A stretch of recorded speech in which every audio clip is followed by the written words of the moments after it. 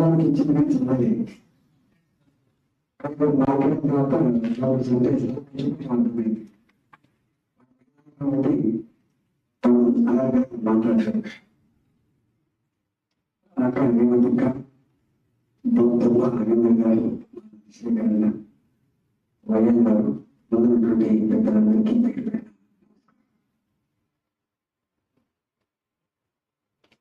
నేను కూడా ఆర్థిక మంత్రిగా పనిచేశాను రాష్ట్రానికి. నాకు ఒక మంచి కలిసి వచ్చింది. కేవలం ఆర్థిక శాఖ మంత్రి అతను ఒక మోడీ పనిచేసే అవకాశం దగ్గర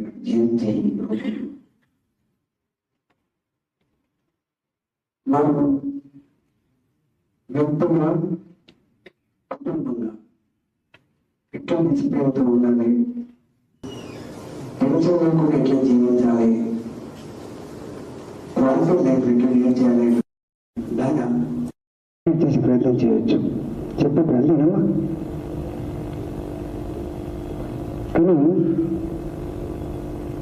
ఒక్కటి మనం మర్చిపోకూడదు, ఒకటి ఉన్నది. ఇవాళ వారు ఒక మాటలో చెప్పు వదిలిపెట్టిండు, దాని మేర మూలం అనేటువంటిది. ఇవాళ సమాజం మనీ ఓరియంటెడ్ సమాజం. మీకు తెలియకుండానే మీకు అన్నీ అందించి నేను ఆ ఊబిలో దించమనే విషయం మనం మర్చిపోవద్దు. మనం నీకు చదువు రాకపోవచ్చు, నీకు డబ్బులు లేకపోవచ్చు, నువ్వు కూలి పనే చేస్తుండొచ్చు, కానీ నీకు సెల్ ఫోన్ అందించింది. సెల్ ఫోన్ ఒక్కరికి అందలే, అందరికి అందింది సెల్ ఫోన్. నీకు ఇష్టమున్నా లేకపోయినా, నీ ఫైనాన్సెస్ ఉన్నా లేకపోయినా, నీ మేనేజ్మెంట్ ఎట్లున్నా, దానికి ఒక 500 రూపాయలు 1000 రూపాయలు మాత్రం దానికి ఖర్చు పెట్టేటువంటి స్థాయికి నెట్టేసింది సమాజం. ఇవాళ నేను చూస్తున్నా, అంటే నేను ఊరండి కాబట్టి మాట్లాడుతున్నా. నా ఇంటికి ఒక సైకిల్ మోటార్ వచ్చింది. ఒకప్పుడు 2 కిలోమీటర్లు 3 కిలోమీటర్లు కాలినడకన పోయి బాయికాడికి పోయి వ్యవసాయ పనులు చేసుకొని వచ్చేది. కానీ వల్ల బయటికి పోవడానికి కూడా సైకిల్ మోటార్ తీసే పరిస్థితి వచ్చింది. ఆ సైకిల్ మోటార్ రోజుకు ఒక 100 రూపాయల పెట్రోల్ ఖర్చు పెట్టించింది. మీకు ఇష్టమన్నా లేకపోయినా ఒక 3000 రూపాయలు ఖర్చు స్టార్ట్ అయింది అక్కడ. నేను చిన్నప్పుడు దొర కుటుంబంలో పుట్టిన వ్యక్తి అయినా, గుడిసెల్లో ఉన్నవాడికైనా కూడా 2 పాఠశాలలు, ఒకటి గవర్నమెంట్ పాఠశాల, 2 కానిబడి అంటే డబ్బులు పే చేసేట చిన్న బడి. ఇవాళ నా గుడిసెల్లో ఉండేటువంటి నా ఆటో డ్రైవర్ కూతురికి, కూరగాయలు అమ్ముకునే తల్లి వాళ్ళ కొడుక్కి నా కష్టం రావద్దని, నా దుఃఖం వారసత్వంగా ఇవ్వద్దని చెప్పి ఆమె తీసుకుపోయి కాన్వెంట్ స్కూల్ జాయిన్ చేసింది. ఆ కాన్వెంట్ స్కూల్లో ఆమె నెలకు ఒక 5000 6000 ఖర్చు పెట్టే పరిస్థితి వచ్చింది. ఇట్లా అందరి వాళ్ళ ఫ్రిడ్జ్ ఉన్నాడు కదా, నాకు ఫ్రిడ్జ్ కావాలనుకున్నది. అందరి వాళ్ళ టీవీ ఉంది, నాకు టీవీ కావాలనుకున్నది. కొంతమంది ఇళ్ళ ఏసీ ఉన్నాడు కదా, నాకు ఒక ఏసీ ఉంటే బాగుంది అనిపించింది. నీకు అనుకోకుండానే నీ నెలకు వచ్చే ఆదాయం అంతా తెలియదు, కానీ నీ ఖర్చులు మాత్రం పెరిగిపోయింది. దీంట్లో ఇంకా 2 అదనంగా వచ్చేటండి. Expected expenditure, which is not expected expenditure. 2 రకాలు ఉంటాయి. ఎక్స్పెక్టెడ్ ఎక్స్పెండిచర్ ఏమో నీకేమో ఇంట్లో కొడుకు పుడతాడు, లేకపోతే మనమడు వస్తాడు, బాలసాలు చేయాలి, నీ తాకతుని బట్టి చేసుకుంటాం. కానీ తాకత ఉన్నా లేకపోయినా నీ పక్కోడు వచ్చి గిట్ల చేస్తావా, మంచిగా చేయాలంటాడు.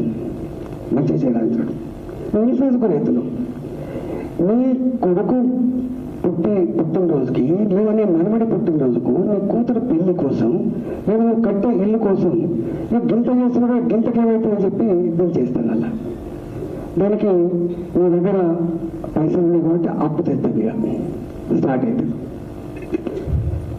Which is not expected expenditure అని చెప్తున్నా చూసావా. ఇవాళ మన కొడుకు బయటికి పోతాడు, వాడు ఎక్కడో డ్రగ్ అలవాటు అవుతుంది, వాడికి ఎక్కడో మత్తులో ఉంటాడు, పక్కన వాడికి ఒక యాక్సిడెంట్ అవుతుంది.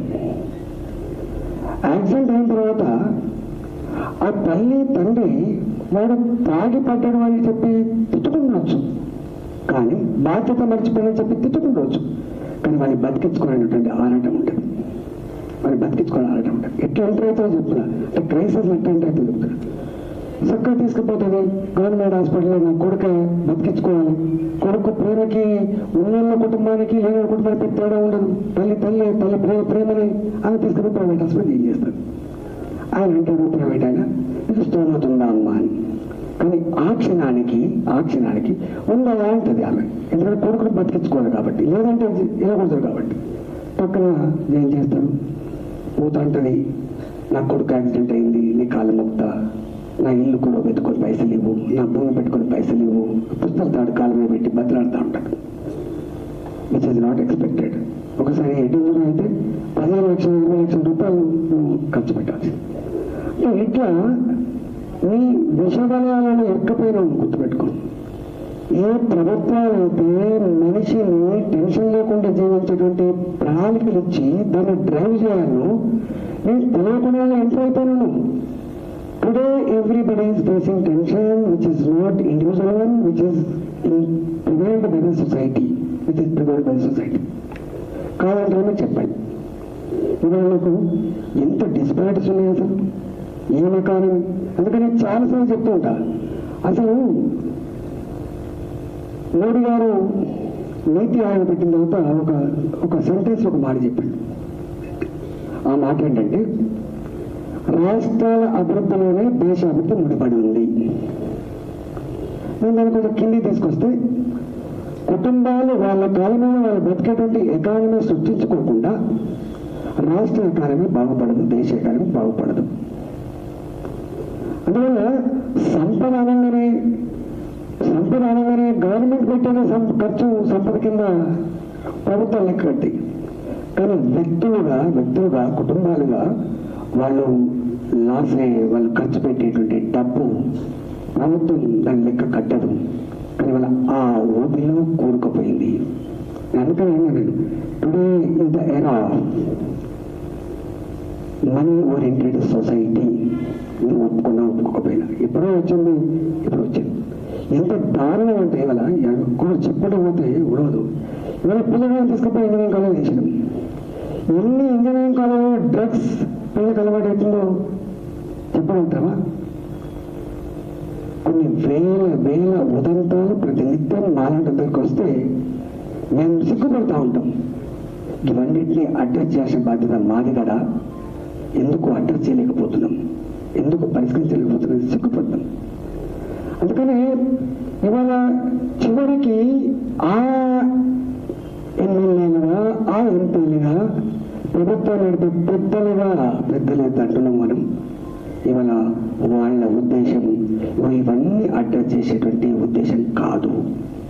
వాళ్ళ ఉద్దేశం నేను ఈ సంవత్సరం ఈ ఎన్నికల్లో 50 కోట్లు ఖర్చు పెట్టినా నేను 50 కోట్లు ఎట్లా రావాలి, నేను వచ్చే ఎలక్షన్స్కి 75 కావచ్చు, నేను 70 సంపాదించుకోవాలి.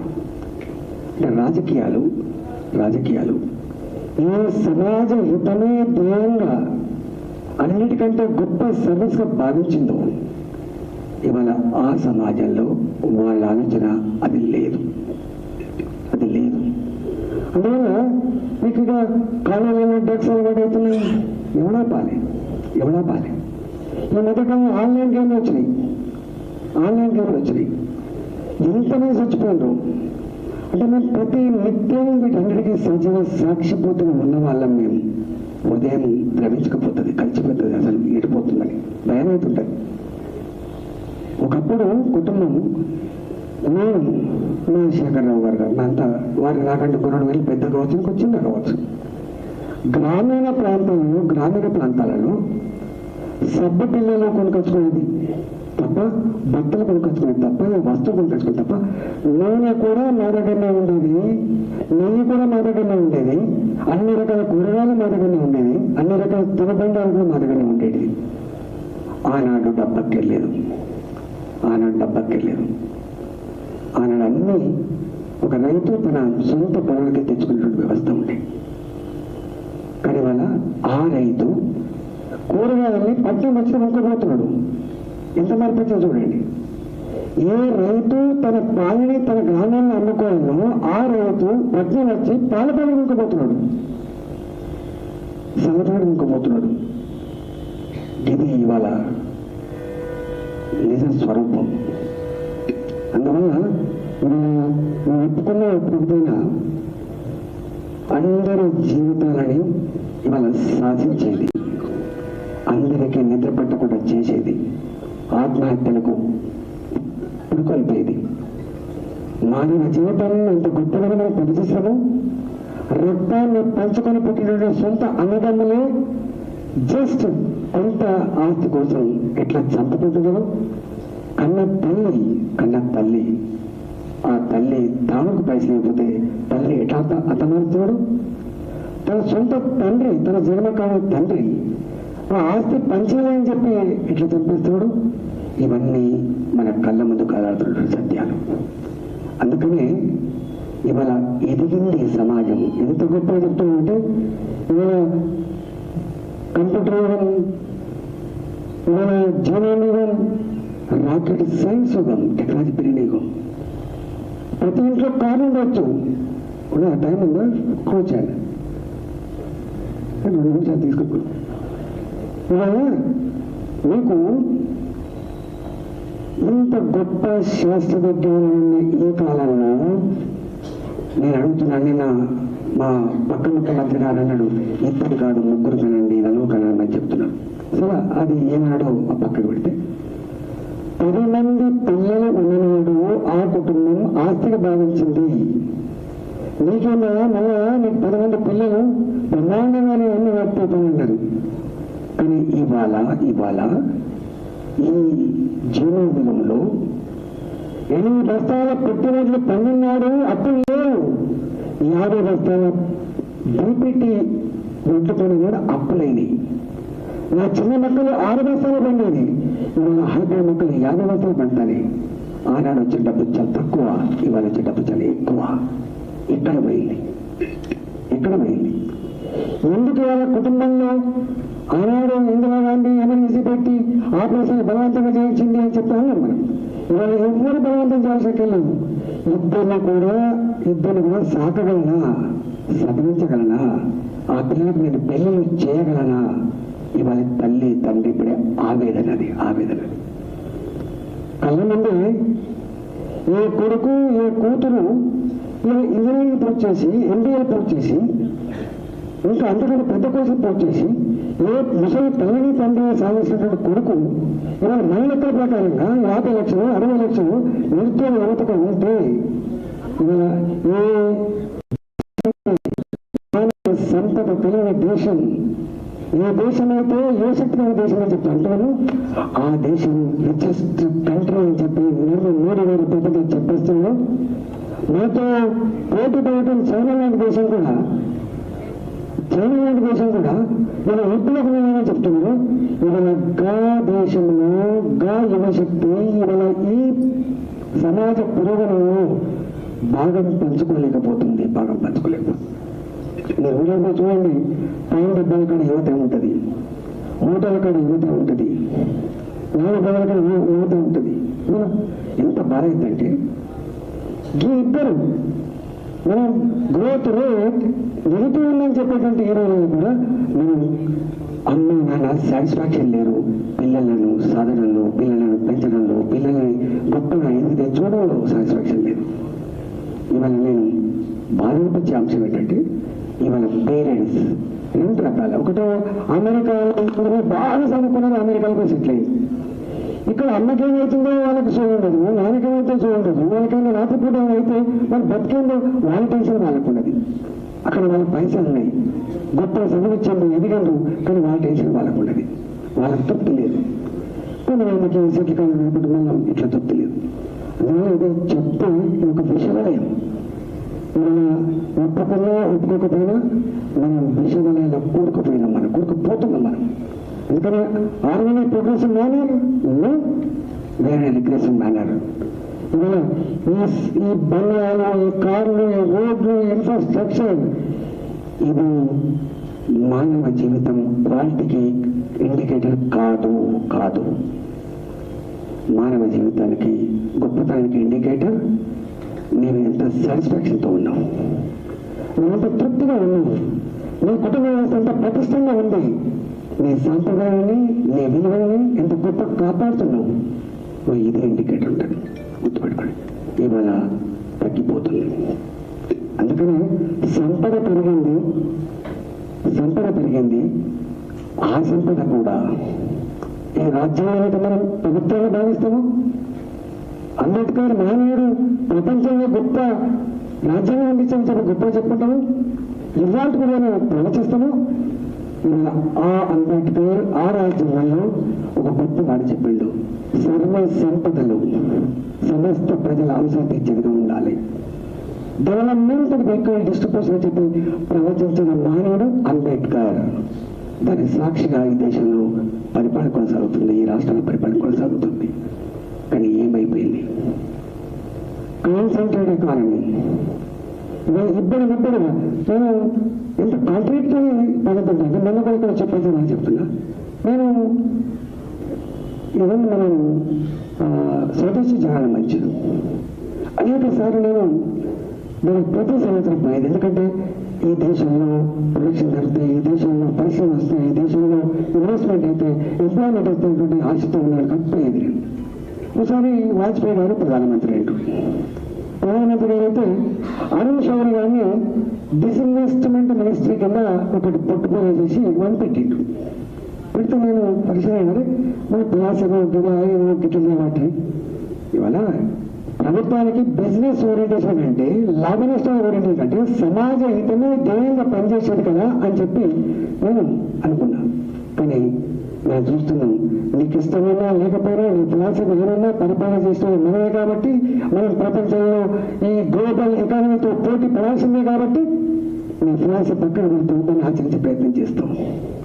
అంటే అనివార్యంగా ఎందుకంటే మేము చదువుకున్నప్పుడు అన్ని వరల్డ్ బ్యాంకు, ఈ బ్యాంకు, ఆ బ్యాంకు మొత్తం తాకట్టు పెడుతున్నాయని చెప్పిండు.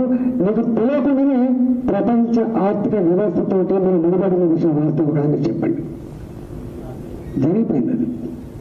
గ్లోబల్ విలేజ్, గ్లోబల్ ఎకానమీ ఇవాళ ఇవి మనం మాట్లాడుతున్న మాటలు ఇవి. అందువల్ల ఇవాళ ఇక్కడ చాలా పెయిన్ ఉంది, చాలా పెయిన్ ఉంది. అంబేద్కర్ చెప్పినటువంటి సమస్త సంపద సమస్త ప్రజల అవసరం తీర్చట్లేదు. ఇవాళ ఎకానమీ కాన్సన్ట్రేట్ అయిపోతుంది. Concentrated economy leads to poverty. Power leads to also ఇవాళ నేతృత్వం దాచి ఆస్కారం. కాబట్టి ఎక్కడో ఇలా ఇంత గొప్ప సంప్రదాయాలు విలువలు ఉన్నటువంటి మన దేశంలో ప్రపంచానికే ఒక గొప్ప సంస్థగా అందించిన విషయాలు చెప్తున్నాయి. మన దేశంలో మనం తప్పకుండా ఎక్కడో కూడా ప్రతి ఒక్కరూ దీని దృష్టి పెట్టాల్సి అక్కడ ఉన్నది, ఆలోచించాల్సి అక్కడ ఉంది, దాన్ని ఒడిసి పట్టుకొని మన ట్రాక్లు పెట్టుకోవాల్సి అక్కడ ఉంది. అంతవరకు టెన్షన్కి తప్ప వాళ్ళ సమాజం రద్దుపడ్డ టెన్షన్ తప్ప కూడా కాదు. కాబట్టి ఆ టెన్షన్ బొంబార్డ్ చేయగలిగే శక్తి సత్తా కేవలం పాలకులు మాత్రమే లేదు, అది బొంబార్డ్ చేయగలిగే సత్తా ప్రజలకు మాత్రమే ఉంటుందని చెప్పి నమ్ముతూ నమస్కారం.